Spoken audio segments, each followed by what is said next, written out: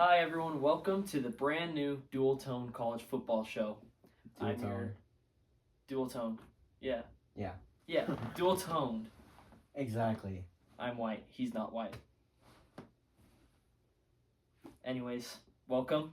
This is our first show ever. There's going to be some kinks. There already has been one. We stopped filming after 8 minutes somehow. We already filmed this entire show once. Yep. This is brutal for us, but here we go again. We're committed. Mm-hmm. We're committed to the show. I'm your co-host, Tanner Adams. This is my other co-host, Nephi Aiken. Mm-hmm. Aken. Aken? Yeah. That's how you say it? Okay. Aken. I get it Nephi both Aken. ways though. That's why I haven't corrected people a lot. Gotcha. That makes sense. Alrighty. Well, we've got a good show lined up for us today. We got some reactions.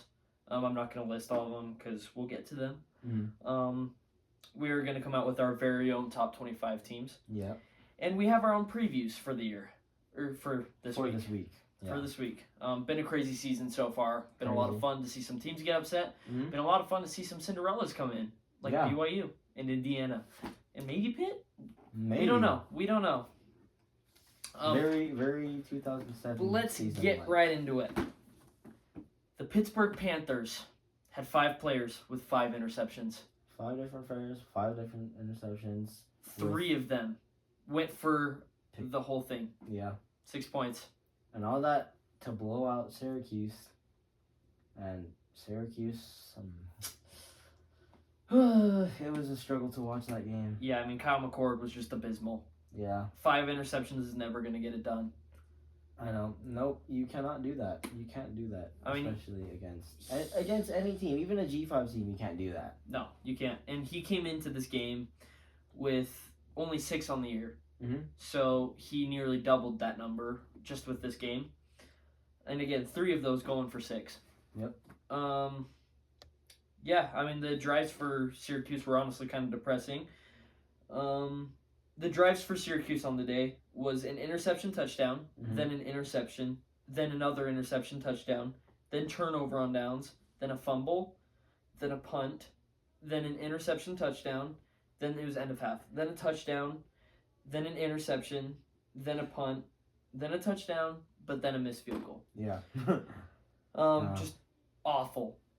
You can't expect to win P5 football games while having that kind of offensive game. You can't win a P4 now football game while throwing more touchdowns to the other team than to your own team. Yeah. Excuse me for saying P5. It's weird. P4, new era of college football. You got the Pac-12 trying to do their whole thing, but they're still not a P4 conference. Not with the teams they've added. I mean, I do miss the P5, but it's exciting to see this new season. Yep, it's been very exciting. Mm-hmm. Pittsburgh only had 217 total yards on the day. That's all they needed. Mm-hmm. I'm sure they would have had more had they not gotten the turnovers. Mm-hmm. I do think this is a different game, though, if Syracuse can just hold on to the ball, but they didn't. Yep.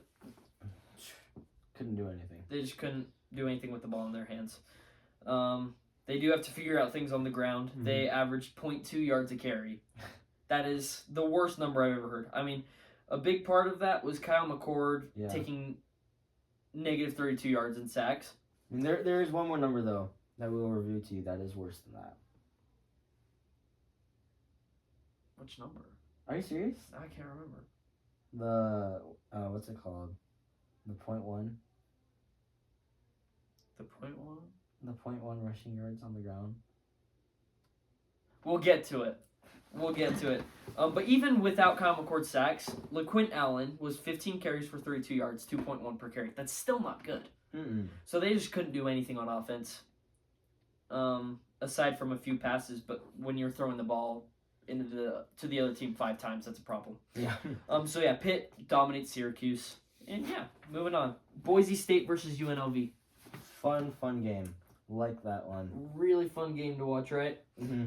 UNLV in that game, I was like, oh my goodness, if UNLV just didn't have these penalties, if they fixed up the penalties, I think they could have won, or at least might have been in overtime. I really enjoyed watching that game though. Yeah, I mean UNLV shot themselves in the foot a lot of times. Mm-hmm.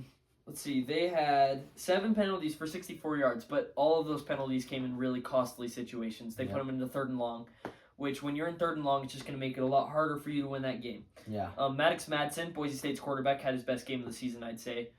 He was 18 for 33, 209 yards and a touchdown, 84.5 QBR, which is just really solid numbers. Mm-hmm. I mean, it's definitely going to be your most solid game, especially when you're overshadowed by your running back. And the running back, Ashton Genty, I mean, he didn't play up to his standard, but he still played a lot better than a lot of other running backs. Yeah, I mean, Genty, it was a down night for him. He still had 128 yards. Still, oh my. 128 yards on the ground, and I watched. He was still pretty, dominant. Mm-hmm. I remember, so UNLV punts the ball with, 8 minutes left in the fourth quarter, and I was like, well, great, now Boise State's just going to run out the clock with GNT, and that's exactly what they did. UNLV didn't even touch the ball again. Yeah. They literally just ran the ball 40 yards for 8 minutes, and UNLV had burnt timeouts earlier in that half for dumb reasons. Yep. That was another part where they shot themselves in the foot. But still, Boise State just marches down the field on them. Mm-hmm. It was never in doubt, and then they kneel it out to win. Yeah. Pretty solid performance. I remember watching UNLV punt the ball. I'm like, they're not going to get the ball back. GNT's just going to go crazy on them. Yeah, and that's exactly what happened. GNT, this is my first time watching him all year. He's just so dominant. Mm-hmm. Even in a relatively down night for him. I mean, just unbelievable stats from this guy. I've seen him in multiple games. I saw him at the beginning of the season against Georgia Southern. 6 touchdowns in that game. I mean, at the start of this, just right off the bat, just to kick the season off, he was already getting so much praise and so much notice. Yep. And then he had a game against my Hawaii team, where that game was really close all game, 7-14, all the way up into that fourth quarter. That's when, and then they scored 2 touchdowns. And before the UNLV game, that was his worst game. Going in at 7 yards, at a career low 7 yards a carry before this UNLV game. Yep. And still getting over 200 yards. His numbers are just crazy, and there's a big reason why he's in that Heisman race. Yep. Moving on, LSU versus Texas A&M. So Garrett Nussmeier was 25 of 50, 405 yards, which is a good stat line, but then he had 2 touchdown to 3 interception ratio. But that can be misleading because then you could say, oh, well, Nussmeier just played awful. Well, the rushing attack didn't do jack squat for them. Nope. They had 23 carries for 24 yards, which is a 1.0 average. Yeah. That is awful. That is just not going to get it done at the P4 level, especially in the SEC. SEC country. Oh my gosh, it's so hard to play in there. I mean, it's you can't do that type of stuff. No, to win in the SEC, you need to run the football, which is what A&M did. They had 242 on the ground. Mm-hmm. Really good game for them. Give A&M credit as well. They were able to stop LSU's rush game.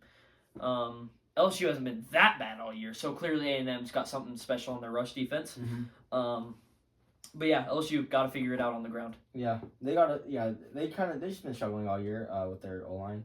Mm-hmm. And they got to fix it up. They got to play. They got to win it in the trenches to be able to win those big games. You know. They do for sure. Look at the Texas A&M quarterbacks. They had 2 play this game. Connor Wigman started out. He was 6 of 18 for 64 yards and 12.9 QBR. Just not good from him. That's why they took him out, put Marcel Reed in. Mm-hmm. And it took him 2 pass attempts to pass Connor Wigman in his total yardage for the day. He was 2 of 2, 70 yards with a 35 average, obviously. Yeah. And a 99.8 QBR, which is just incredible. Mm-hmm. It's about as high as it gets. How much rushing yards did he have? Marcel Reed had 9 carries for 62 yards, 3 touchdowns. Yeah, I mean, when you have a quarterback that can both throw it and then also run it, it's so hard to stop those because that's the 11th man on the field. Yep. Because the defense, they have to account for his run game. They have to account for their regular run game with the running back, and then they have to account for his own run game, scrambling the ball and getting a lot of yards, and then they also have to account for passing it as well, which they were expecting. Yeah, exactly. LSU was not planning for Marcel Reed. They were planning for Connor Wigman, who's not nearly as effective on the ground. Mm-hmm. So yeah, that's a tricky thing when you have to prepare for 2 quarterbacks. And it's going to be an interesting story to follow this year that way, to see if A&M keeps rotating those guys to keep defenses on their heels. Yeah. Or on their toes. LSU outgained A&M this game, 429 to 376 yards. Those interceptions really just kill you, though. Yeah. When you have 3 interceptions, but you can't get any interceptions of your own, that's going to make you lose the game. And when you can't have when you can't depend on the ground game to get things done, and you just put all that weight on Garrett Nussmeier, Yeah. You're bound to make mistakes when you're doing everything yourself. Elite teams are usually able to run the ball. LSU couldn't run the ball, and that was the difference in this game. Texas A&M could. Yeah. It's not like A&M threw for 500 yards on them. They threw for 134 yards. They were just able to get it done on the ground. That was the difference maker in this game, aside from the turnovers. Yeah. It's pretty much all I have on that one. Any other thoughts? I think that's perfect. Perfect. Next up, we got Illinois versus Oregon. Oregon just whooped their butt. Yeah. It was never in doubt. Oregon was going to win this game from the first quarter. Very one-sided game. Yep. The game was a 20. Was it a 20-point? What's it called? Odds. Was it 20-point odds in that game? I don't know, but Oregon was a heavy favorite. Heavy favorite, yeah. And I did pick them to cover that because I thought they were the better team. Yeah. They just look good, especially being able to win after you've been ranked number 1. Yeah. I thought they could get the job done. They have a good culture over there. Oregon really seems to have the right mindset going forward. Illinois going into this game was a 1-loss team, and their loss was to Penn State, 21-7, which isn't a killing, you know. Yeah. So I thought that Illinois would probably cover at least, and that maybe Oregon was on upset alert. Didn't happen. Oregon just took care of business. Yeah. Luke Altmaier in this game, Illinois' quarterback, was 17 of 35, 2 interceptions, no touchdowns. So Oregon really kept him under wraps. He threw for under 50%, which is just going to be a hard number to win with in the P4 level. Let's see here. Yeah, not much else to this game. I mean, Dylan Gabriel was really efficient. 18 of 26, 291. 11.2 average, 3 touchdowns, 1 interception. 95.8 QBR. Yeah. So it's just really hard to lose to when you're having a quarterback playing at that level. Honestly, that kind of play was what helped them through their first couple of games. Their rush game wasn't really doing anything at that point. Their rushing game is a lot better now. They averaged 5.9 on the night against Illinois. Yeah. But yeah, at the start of the season, they didn't have much of a rush attack, which Dylan Gabriel did just fine under that. But the problem was they were then one-dimensional, and they couldn't chew clock either. So it was just really hard to blow any teams out. Yeah, exactly. Now that they've had that big win over Ohio State, they've been really solid. They were able to figure things out before that Ohio State game. They've really found their footing. They've really found their footing. It's been fun to watch. They've been able to live up to the expectations before the season. Yep. So really good game from Oregon there. Next up, Bama versus Missouri. Dominant game from Bama. All one-sided, all towards Bama. Yep. And when Missouri has a backup quarterback, who isn't really like the best player, it's kind of tough to win games, especially against Bama, a struggling Bama team. That being said, and also Missouri, Brady Cook, he's a really good player. Okay, don't get me wrong, but when you have a rib injury and you can't throw the ball effectively, especially after seeing what you did last week to help them come back and win the game, it's super tough to put him in the game. Really going to limit you when you have a quarterback that's hurting. I feel like Alabama's an example of that as well. I don't think Jalen Milroe's quite 100%. No. They're never going to tell us that, but I don't think that he's quite feeling up to par. Regardless, he had a good game. He was 16 of 26, 215, 71.8 QBR. Yeah. Drew Pine, 6 of 12, 42 yards, no touchdowns, 3 picks. That's just awful. Very bad. Really not going to get done. Crazy to think that he was the guy at Notre Dame just a couple years ago. Yeah. He was the guy there. He ended up transferring. I think they pushed him out because they didn't like what they saw from him, really. He went to Arizona State last year, I believe, and now entered the portal again as at Missouri. Behind Brady Cook, who was hurt this game. He played part of it. He was 7 of 12, 30 yards. Clearly didn't really get it done. Yeah. Going back, though, to the injury thing where they won't tell you that they're going to be or that they're injured or not, SEC will implement, though, injury reports. Yeah. Which is big, especially for what's it called? For bettors. Yeah. Interesting thing with this game, Missouri won the time of possession battle. Yeah. That's a sad stat. Winning the time of possession battle and getting shut out. Very bad. Very bad. I didn't watch this game, so I don't know if Missouri was really in the red zone ever. Their yardage doesn't indicate that whatsoever. They only generated 239. Actually, 239 could get you in. I take back what I said. 239 could get you in a scoring position a few times. Yeah. They couldn't finish drives though, if that's the case. Mm-hmm.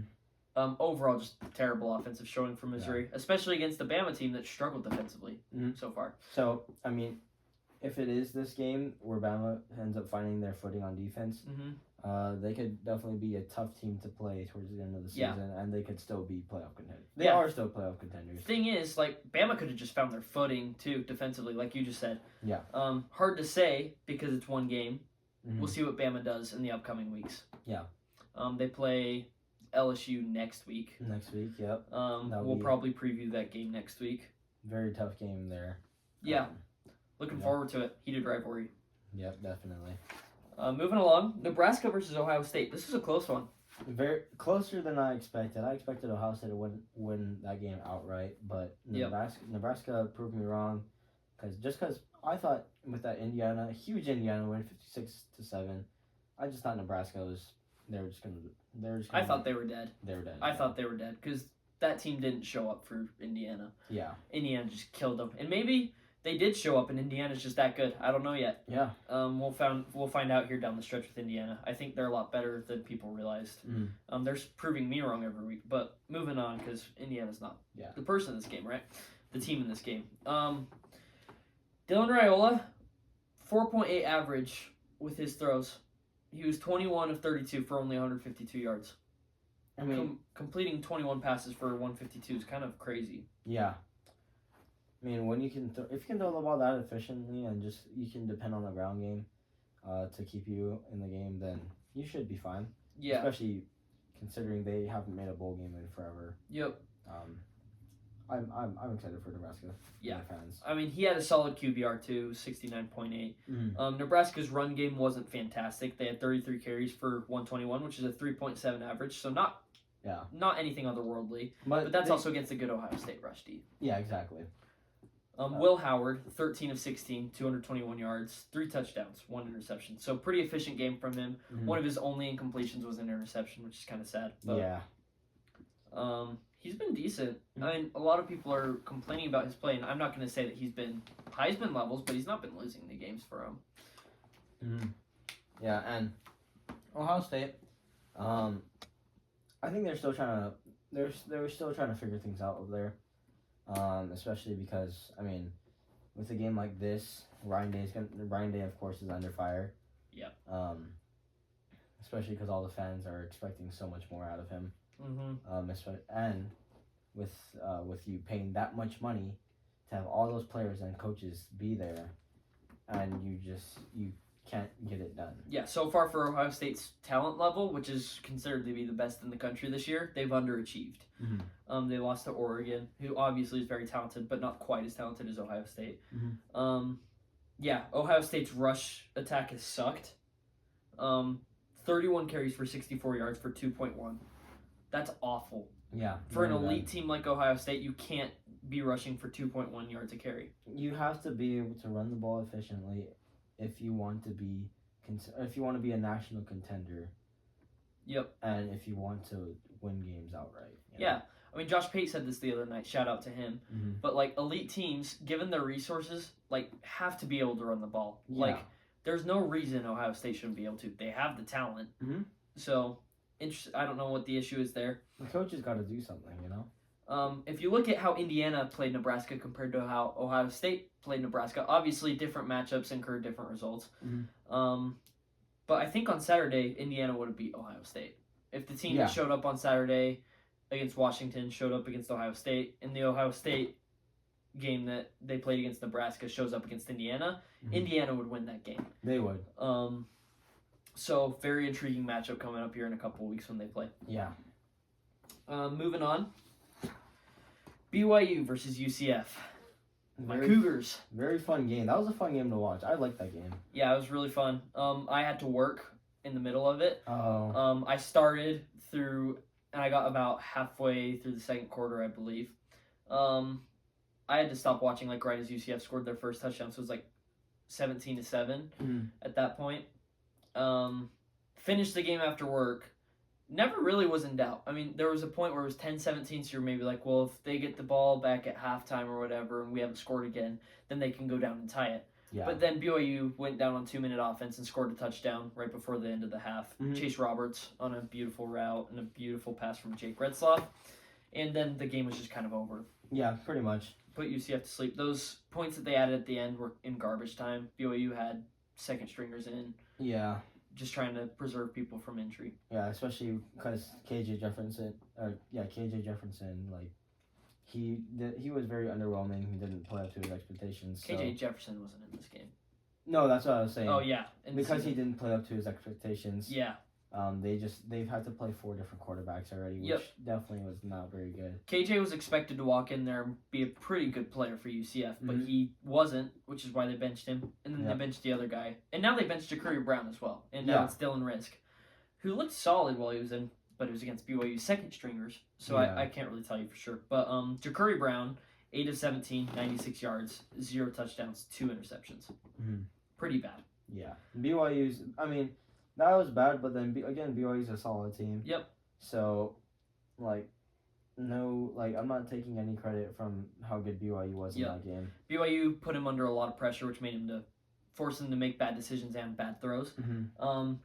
They were actually able to keep R.J. Harvey pretty under wraps, which if you look at the stat line, it doesn't tell you that. It was 16 carries, 127 yards, and a 7.9 average. But a lot of those yards came off 2 big run plays that he had. If you take those 2 away, it's probably more like a 4.5 yard average, if I guessed. We had a lot of TFLs against him. It was a really fun game that way. Fun game, solid game by BYU. BYU playing really well. Yep. Complimentary football. Yep. They dominated time of possession, 40 minutes, 28 seconds to 19 minutes, 32 seconds, which to beat UCF at their own game is impressive. Yeah. UCF's been a really dominant rush team all year. They are averaging, even after this game, 267 per game on the ground. And it definitely added that BYU's underdogs and that really BYU loves to play as underdogs. Yeah, it takes them off. It takes me off to see them hated on, even though they're beating teams the way they're supposed to. Yeah. People just don't think they're legitimate for some reason. Nevada versus Hawaii. Why don't you take the lead on this one? I really love that game. This was this offense was, or this Hawaii team, it was kind of flipped on what we saw from years past with the run and shoot. Because with the run and shoot, it's all pass. It was pretty much all pass, and you ran it a few times to just keep them on their toes, but you didn't run it a lot. But with this game, Hawaii had 241 yards on the ground, and like they had like 150 yards in the air, so they had around like 380 total. And our quarterback, Braden Shager, he ran for 126 yards on the ground for 18 carries. Big night for him. This game definitely showed that he's not only a pocket passer. He can get it done on the ground as well. And I mean, Nevada, they didn't have their starting quarterback in, and it was an ugly game. With how much penalties do they have, and for how much yards? Yeah, Nevada had 12 penalties for 105 yards. So really ugly game from Nevada. Hawaii just played cleaner football, and Hawaii ran for 242 on the ground, which is really good. 5.8 average from them. And Hawaii's defense, it's been a bright spot. Even though we haven't won a lot of games, it's been really nice to see our defense do well, because our defense is not always. I mean, it's usually not very good. It's usually towards the bottom of the conference. Yeah. But this season, we are 3rd in the conference, I think, in total defense. Which is great. Good to see Rainbow Warriors putting it together. Yeah. Let's get going on our top 25. Okay. Number 1, who do you got? Oregon Ducks. Me as well. I feel like it's not very debatable. Yeah. They have probably one of the best wins in all of college football, and also they haven't lost. So. Yeah. Number 2, Georgia. Georgia. Yep. They also have one of the best wins, but they have a loss, so that's what puts them below Oregon. Yeah. I think they're just a good team still, so. Yep. Georgia's got just a murder's row slate, too. Yeah. They play all the best teams in the country, so rough for them. But number 3, I have Ohio State. I have Penn State in that one, actually. I have Ohio State because their one loss is Oregon, and it was a 1-point game. Yeah. Could have gone either way. If Ohio State just tries to get back into field goal range, they could probably win that game. But they were trying to take shots down the sideline for some reason. Yeah, which... Really weird game management there. Yeah. Very interesting. Yeah. Yeah, and then 4, I have Penn State just because they don't really have a great win yet. Yeah, for me, the reason why I put Penn State at number 3 is because I like that 0 on the right side. Yep, that which 0's a nice look. Contributes to that factor. Yep. So this could definitely shift too, based off of what happens on Saturday with Mhm. Ohio State versus Penn State. Yeah. Number 5, I got Miami. Okay, I have Texas. Yeah, I have Miami up there because, first of all, they got that 0 next to their name, like you saying. Yeah. They keep finding ways to win. I don't think this team has played their best ball yet this year, but they keep winning anyways. Mm-hmm. I think same could go for Penn State. I don't know if they're playing their best ball yet, but they're Yeah. finding ways to win. We'll find out for sure probably soon with Penn State if they're a pretender or not. But Mhm. Miami, we won't really find out until the conference title game. Yeah, because they're Probably. not really playing very tough teams No, at they're all. not. And the only reason why I put Texas over them is because of their schedule. Yeah. It's not convincing, and they're always winning super close games. Mm-hmm. And against Cal, they struggled a lot. They ended up coming back and winning that game, which was amazing. Yeah. Yeah. They're very unconvincing for me right now. Yeah, Miami's kind of like this year's USC when USC was back in 2021, Mhm. and they had their legit offense, but their defense just couldn't stop Molasses in December. Yeah, that's why they couldn't beat Tulane that year. Yep, that's why USC really struggled down the stretch and got just killed by Utah in the Pac-12 championship that year. Which hurt my soul to see, but it's okay. Number 6, I got Texas. 6 is Texas for you? Yep, 6 is Texas because they do have that loss to Georgia, and it wasn't really close. Texas, for me, the reason why I put them up at 5 is they just look better. Mm-hmm. They play better. They play better football, I think. Texas has been more dominant in their lesser opponent games than Miami has. And I think if Texas and Miami matched up today, I would pick Texas over. I'd probably pick Texas to win, but Yeah. for me, this is a ranking. You know, Yeah. a rating is like who you think would win. Mm-hmm. That's like Josh Pate's JP poll. JP A lot of poll. people take his ratings as rankings. So when he has Florida at like 17, for example, Mm-hmm. People get pissed off because they're like, well, Florida's like 4-4 this year. But Florida would probably beat a lot of different teams on any given week. They just have a murderer's row schedule. Yeah. Hardest in the country. Exactly. But yeah. 7, I got BYU. I have BYU as well in that one. Hard not to put the Cougars up there, especially since they're my favorite team and all. But they've really been getting it done. Mm-hmm. They've just been taking care of the teams that are worse than them, aside from Oklahoma State, but they still found a way to win that game. Mhm. Good teams find a way to win games, even when things don't go your way, and it didn't against Oklahoma State. Yeah, and for me, not being a total, I'm not like a total BYU fan. I do enjoy watching BYU football, though. BYU they play complimentary ball. Yeah, they're playing very complimentary football. They beat SMU, they beat Kansas State. Mm-hmm. Their only close one was against Oklahoma State and SMU. Which SMU's a good team. Yeah, SMU's a good team. Uh-huh. No doubt about that. Oklahoma State's looking... They're up and down. They're very up and down. Ollie Gordon went off that game. He looked more like himself, even though he was banged up. Yeah. But yeah, I got BYU at 7. I just think you can't deny. 8 is Tennessee for me. Mm-hmm. People would probably be mad that I put BYU over Tennessee, or BYU over A&M, or BYU over Iowa State. But the reality is, BYU just has a couple of really impressive wins on the season. Yep. And not that these teams don't, but they also have losses other than Iowa State. Yeah. So like Tennessee has their loss to Arkansas. Mm-hmm. I mean, they did beat Bama last week. That's why it's a great win, but they still got that loss, you know. And yeah, these losses have to count for something. Like if you keep ranking teams the same even after a loss, then what's the point of like trying in a game? Exactly. These games need to mean something. Like honestly, if it's going just based off of how teams looked and disregarding their losses, pretty much the top 10 would be filled with without any 8-0 or 7-0 teams. Only like 2 or 3. Yep. 9, I got Texas A&M. They've been really legit since their Notre Dame loss. Mm-hmm. Really good down the stretch. They just beat LSU. I wouldn't say it was a pummeling. They pulled away at the end. Yeah. It was pretty close, pretty much the whole game. But they still beat them, and LSU's a really good team. Yeah. And I like A&M. They're a fun team to watch. Mm-hmm. Especially playing at Kyle Field. College Station. College Station over there they must be really happy now. Yeah, they got to be thrilled to see that they got the right coach. Mike Alco's gotten things under control there. They were always a higher way, and they're getting it done this year. Undefeated in the SEC is hard to do, especially up to this point in the year. Yeah. Obviously, because Georgia's not undefeated in the SEC even. So good for A&M. And I do have friends that are big A&M fans, and I bet if I talk to them soon, they are going to be ecstatic that A&M is up. For sure. Number 10, I got Iowa State.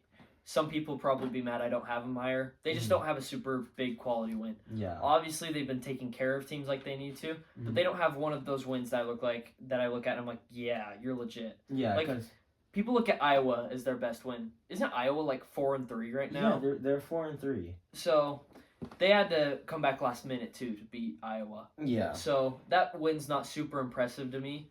I need to see a little bit more from them before I can start to move them up. I still think they're a legit team though. Yeah, they are. That's why I put them at 10 as well. Yep, just strictly resume speaking, you can't really put them above BYU. You can't put them above Tennessee. You can't put them above A&M. I think 10's the right spot for them. At 11, I got Clemson. 11, I have Indiana in that game, or in that one.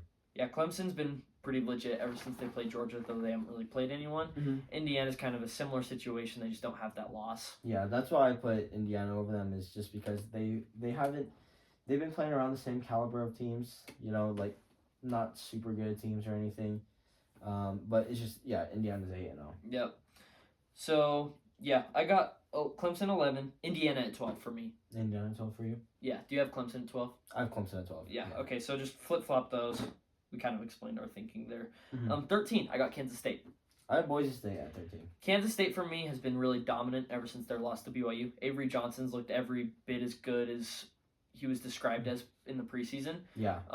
There were questions about that after the BYU game, but no, he's been legit. Yeah, he's been definitely. Awesome. I do like Kansas State. They did have a nice impressive showing against Colorado. Yep. I think that was a big test for them. It was, for sure. Gut check win. Yeah. It could have gone either way in that game. Yep. But Kansas State was just able to get the job done. Yep, they were. The reason why I have Boise State at 13 is because the close loss against Oregon. Yeah. And considering how well Oregon's doing now, I think that game was just a ball game. Yeah. It wasn't because of anything that happened. Because of it's the reason why that it was so close is it's not because anything big happened. And Oregon's defense or offense wasn't able to stop it. It was just that both teams were able to play. It's not like Dylan Gabriel threw 3 interceptions. Yeah. Dylan Gabriel played a pretty clean game. Mm-hmm. So that's why I have Boise still at 14, just below Kansas State. Boise at 14. I have Notre Dame at 14. And I have Notre Dame at 15. Yeah. Notre Dame, I just think with that loss to Northern Illinois, I can't put them much higher than 15. Yeah. Oh, also, just because it's a loss to a G5 team. And a bad one. Bad G5 It's not like team, they lost to Boise. Yeah. They lost to Northern Illinois, who's ranked after they beat them, but then lost 3 in a row. Mm-hmm. They've been pretty darn bad ever since that game. If it was any other team that didn't have an SEC symbol, or if their name wasn't Notre Dame or Clemson or any team like that, they would probably be down outside of the top 20. Yeah, if a team like BYU, who's pretty constantly disrespected, BYU wouldn't be top 15. Yeah. They'd be top 25 still, I think, but if they had a loss to Northern Illinois, say BYU had lost to Wyoming earlier this season, they wouldn't be ranked where they are right now. Yeah. I mean, the funny thing is that BYU, or NIU did beat BYU a few years ago. Yeah, they did. Oh, gosh. 6-3. That was the final score of that game. Wow. Northern Illinois beat BYU 6-3. Ugliest game I've ever watched in my life. I was there. Awful loss. Who do you have at 15? I have Kansas State. Okay. The only reason why I just had them at 15, the only reason I had Notre Dame up at 14 over Kansas State. I don't know. There wasn't really much reason to that. It was just both teams looked good, and I thought in that one, Notre Dame, they did have in my consideration, a better win on Saturday against Navy, even though you can't really tell with the Service Academy. Nothing bad about them to say. They're a good team. Yeah, Kansas State's good. Yeah. At 16, I got LSU. I have LSU as well. LSU's been really good this season since their loss to USC. Mhm. That's first game of the season. There's usually hiccups that come with that. Yeah.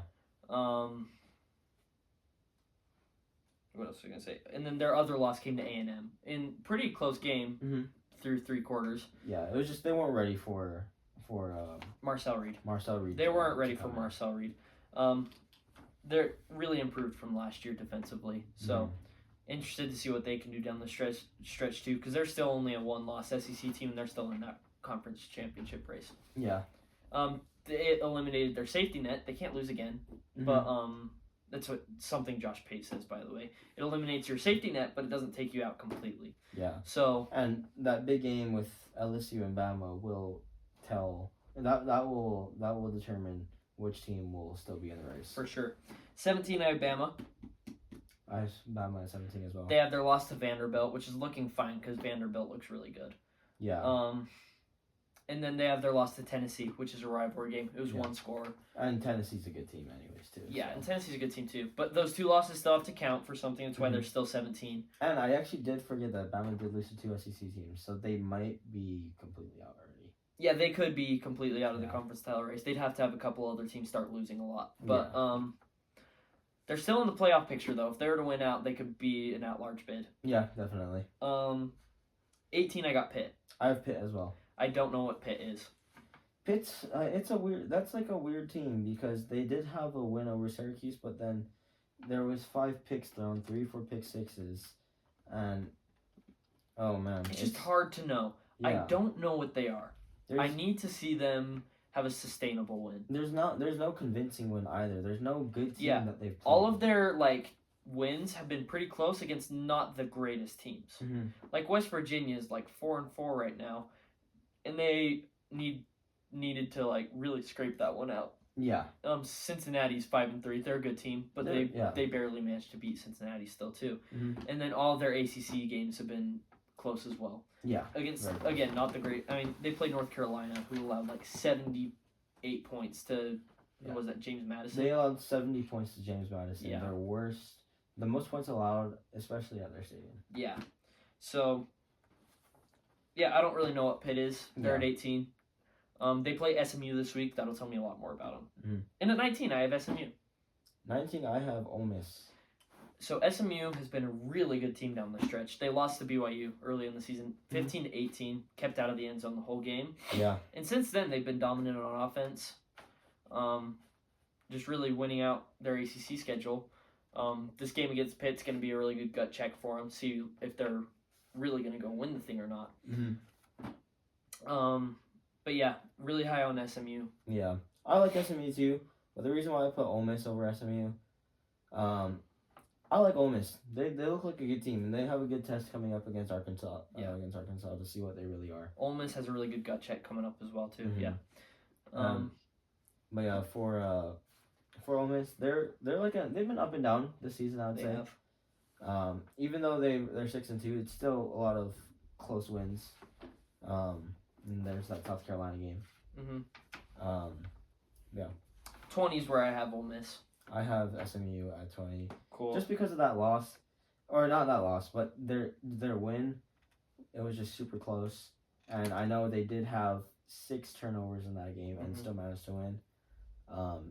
It was still a close game though. Yep, it was tight. You can't tight. deny the score. 21, I got Army. I have Army. They've been dominant in their schedule as well. They haven't really had any nail biters. Yeah. They have their Heisman contender quarterback with how he's been playing. We'll see down the stretch what they're going to do too, because they got Notre Dame on their schedule. If they manage to beat Notre Dame, they have a chance to make the playoff. Yeah, as long as G5 team. As long as Boise State loses. Yeah, Boise has to lose for that to happen, but Army has an outside shot at it. Yeah. 22, I got Colorado. I have Colorado as well. They've been a really impressive team down the stretch. They, I know I say down the stretch a lot, but they lost to Nebraska, obviously, at the start of the season. Everyone was like, oh, yep, same Colorado. Yeah. Then they went and started winning over and over again. Their one loss since then is Kansas State. Yeah. And it was a close loss. Very close game. And, with Colorado, or with that Colorado-Nebraska game, that was a tale of two halves, okay? The first half they weren't able to get anything going at all. And Nebraska dominated. But the second half, Colorado did not allow any points to be scored on them. And they were able to put up a fight. But the score was just too big for them to come back. Yep. And this has just been a super impressive jump for them. Yeah. From last season, or from 2 years ago to last season to this year. Yep. Okay, they went from 1-11 to 4-8. Now they're 6-2. Yep. Haven't made a bowl game for I don't even know how long, and now Dion got them to one in just 2 years as a head coach. Yeah. So. And all the haters can. They're in the thing for the Big 12 championship too. Yeah. So we'll see what happens there. All those Colorado haters are gone now. Yeah, probably. Okay? And you still can't hate, okay? I mean, you try do what Dion did. You can't do that. Yeah, you go try and work at Colorado. Probably one of the worst recent P4 teams in college football. 23, I got Wazoo, Washington State. I have Washington State. I don't know a lot about them, but I know that they've won most of their games, obviously. Yeah. Except that Boise game. Yeah, except for Boise, which Boise's a good loss to have. Yeah. Boise did dominate them in that game, but yeah, it's Boise. It's Ashton Gianti. Yeah. At 24, I got Illinois. I was gonna say though for Washington State, I did see them play Hawaii. That was a tough loss for me to watch, but you know I love football, so I just watch it anyways. And Washington State, they looked they were impressive, but not super impressive because there was turnovers on Hawaii side of the field, like 2-3 times. So it could have been a closer game, but Washington State's a good team. For sure. 24, I got Illinois. I have Vanderbilt. Illinois' 2 losses are to really good teams. Mm-hmm. Vanderbilt does have that one loss to a lower end G5 team, I'm pretty sure. Yeah, it was Georgia State 32-36 in that game. Yeah, it wasn't. That's not a good look for Vanderbilt. So that's why I don't have them in my top 25 right now, since they have 3 losses. But Illinois, their 2 losses are to Oregon and Penn State, who are both top 4 teams right now. Yeah. The only reason why I have Vanderbilt at 24 over Illinois is just because Illinois just got dominated. And so that has to count for something. You know, you guys just got destroyed by Oregon. And Vanderbilt had a close loss against Texas, which, you know, a loss, of course, any loss has to be counted, but that was still very close. Too close for me. 25, I got Memphis. I have Illinois at 25. Memphis has been pretty darn good since their loss to Navy. They're one loss team still. I think that should catapult them to the top 25 because they've been pretty darn good since their loss to Navy. Yeah. That's usually a good sign of a team, too, is to improve after a loss. And you already heard my take on why Illinois is ranked lower. Yeah. Yep. And thrown out completely of the AP top 25 for me is Missouri. I don't know. I mean, Missouri, like, you guys suck. Okay? I don't know how you can be... I can't say they suck, but, like, I don't know how you can be ranked after, like, 2 just you guys aren't killings. Yeah.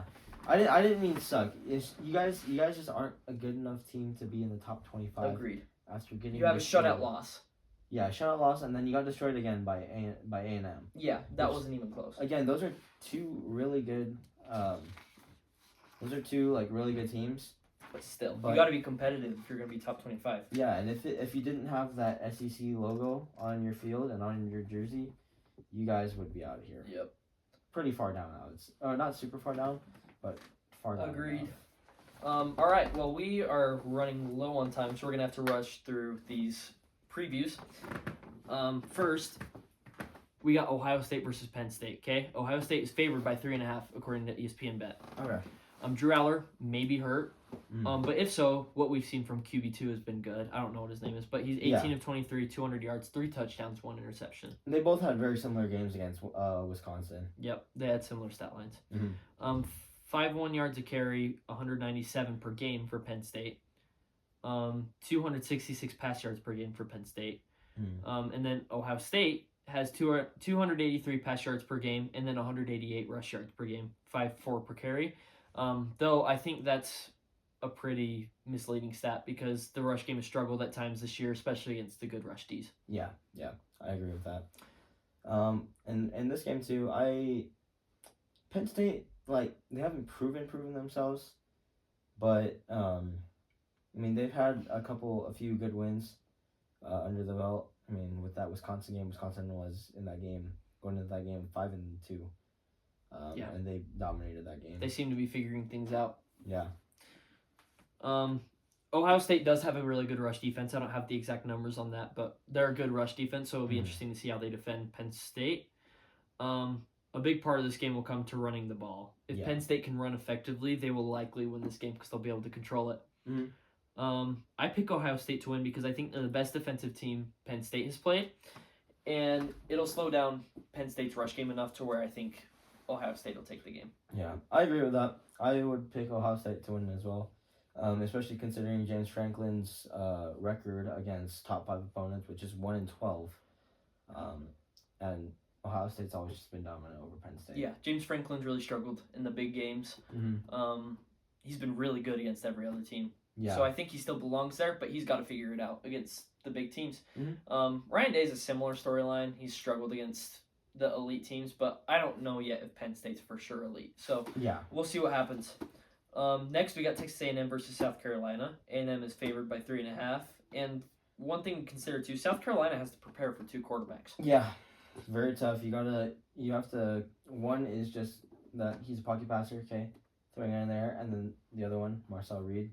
You have to consider if you want to contain, if you want to put a spy, or he could still dominate you through the air by just throwing the ball around. If you want to drop 7 players, no doubt. South Carolina is one of the best pressure teams in the country.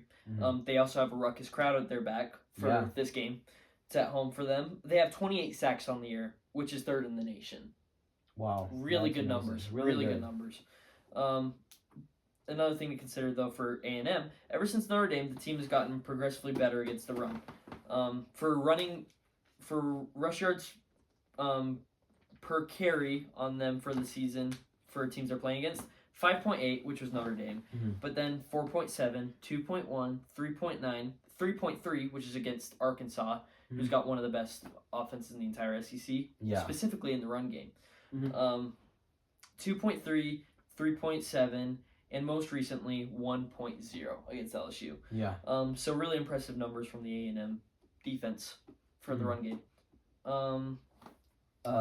In this game, I really love South Carolina's environment at William Brice Stadium.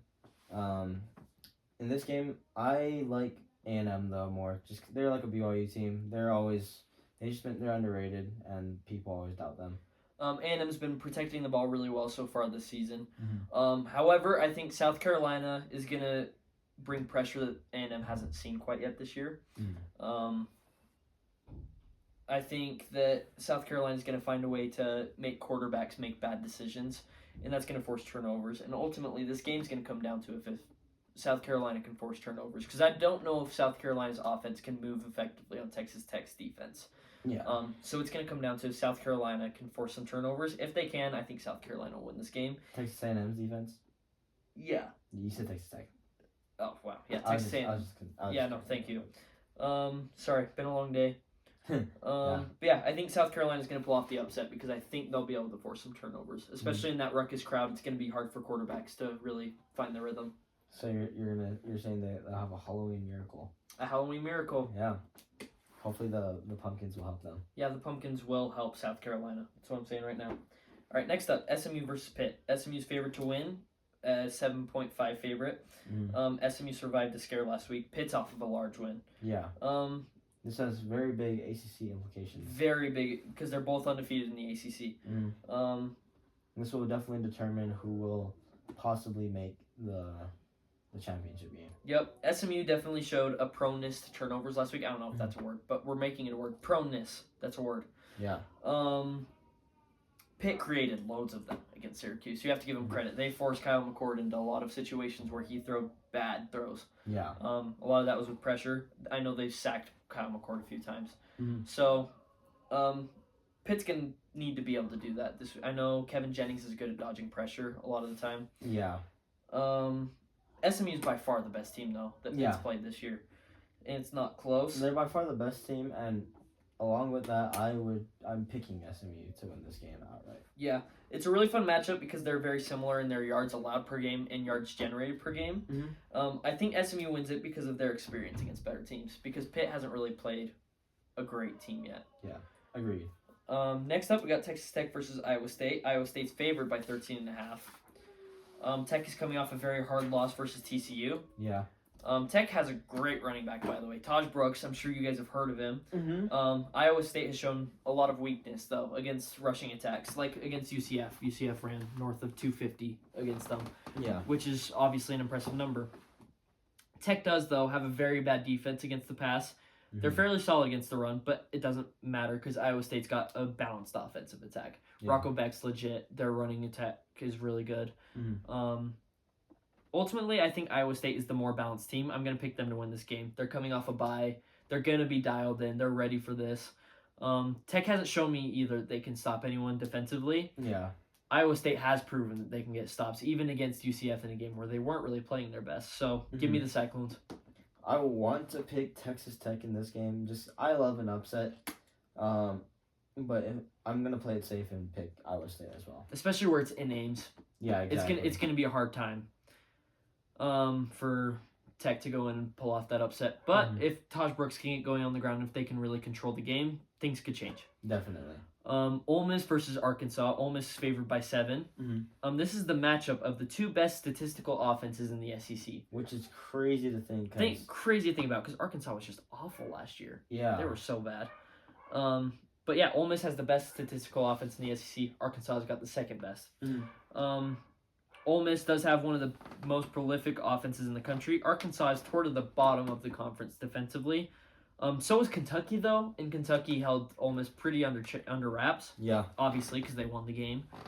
So we'll be interested to see what happens there. And I do like Arkansas in this game because I love their crowd. Their crowd is actually awesome, especially against that Tennessee team. Good Tennessee team as well. And I think in this game Arkansas is gonna win. I just have a feeling, you know. You got the tingles. I have the tingle that there is a tingle that I get in some football games. Sometimes I'm like, this field goal is gonna get blocked, and then it gets blocked, and I'm like, wow, I'm Spider-Man. Exactly. But you have that spider. You have that Peter tingle. You know, the football tingle. Yep, the Peter tingle is what they call it. Oh, Leo. Special guest. Say hello to my dog. All right, let's. Leo. Okay, come here, sweetie. Hi. Hi there. Okay. I love you. All right. Pardon the very cute interruption. But, I mean, who doesn't like dogs, though? And she takes off. She's got the zoomies. Alrighty. Sorry about that adorable interruption. That's my dog, Cleo. Last time I leave my door open. Okay, back to Ole Miss versus Arkansas. For an upset to happen, the team that showed up against Tennessee for Arkansas has to show up this game. Yeah, agreed. They outgained Tennessee. They won the time possession battle against Tennessee. That team has to show up. And Arkansas is also coming off an insane offensive performance. They put up 56, I think, on Mississippi State. So, really good win for them. This isn't a trap game for Arkansas, but it could be a trap game for Ole Miss. Yeah. That being said, I think Ole Miss will win. I think it's going to be gritty, though. They're going to have to really grind this one out. 7's too big of a number. I think Arkansas is going to cover, but Ole Miss is going to win. Yeah. Next up, Duke versus Miami. Miami's favored by 20. Duke forced 6 turnovers against SMU. Duke didn't turn the ball over once, and they still lost the game. Yeah. Miami's the best team Duke's played all year. I think Miami will be ready for this game too. Yeah. For me, I'm not gonna pick Duke in this game. I'm picking Miami, but I think Duke's gonna cover just because 20 is a big number. 20 is a big number, and Miami always finds ways to keep it close, which has been my biggest problem with them this year. Yeah, Miami's kind of struggled to put teams away this year. I just feel like this week's going to be the week that they do it, though. I think they're going to beat the brakes off of Duke. I think Miami wins, Miami covers. It'll definitely be a fun game, considering Manny Diaz, current Duke head coach, former Miami head coach. Yeah, for sure. Yeah. We have one more game to break down. We need to get going, though, because... So, hurry and break down the Hawaii-Fresno game. I'm not going to make a pick this game because there will be bias. I mean, if there was a pick, of course it would be Hawaii. But I like Hawaii's a fun team. They always end up showing a lot. They always end up showing up in big games. Against Boise State, they held them 14-7 all the way to the very end. Until Boise State scored 2 touchdowns in the last half of that game.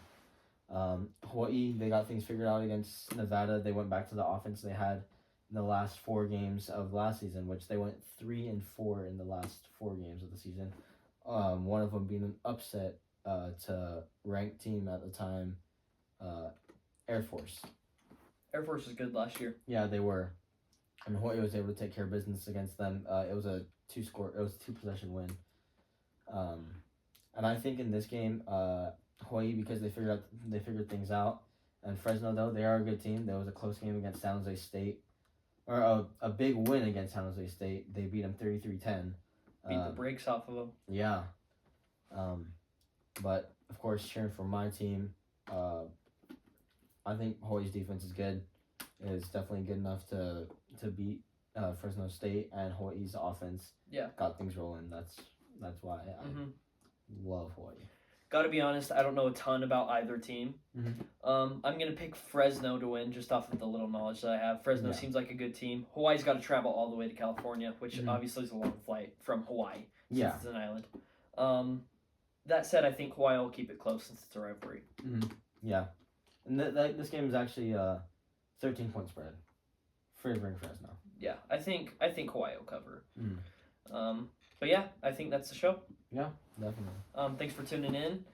Probably gonna be like 20 viewers if that, but thank you anyways. Love you guys. And yeah, thanks for tuning in to Dual Tone Football. Have a good one.